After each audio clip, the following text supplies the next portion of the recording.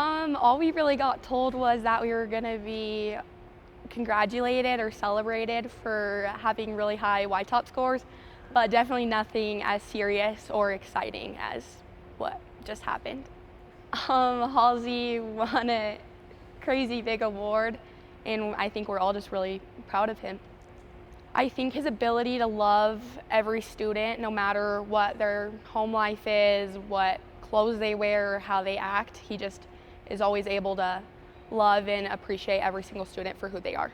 Something I definitely loved was the sheep brain dissection or the chicken wing dissection. That was really fun. But honestly, just being in his class, discovering new things was really just the highlight of his class. I think it gives other educators a reason to keep teaching. I think sometimes they lose hope because there's either kids who don't behave as well or like maybe the pay, whatever. I think it's really important that you give other teachers hope that there is an end or a way to be celebrated.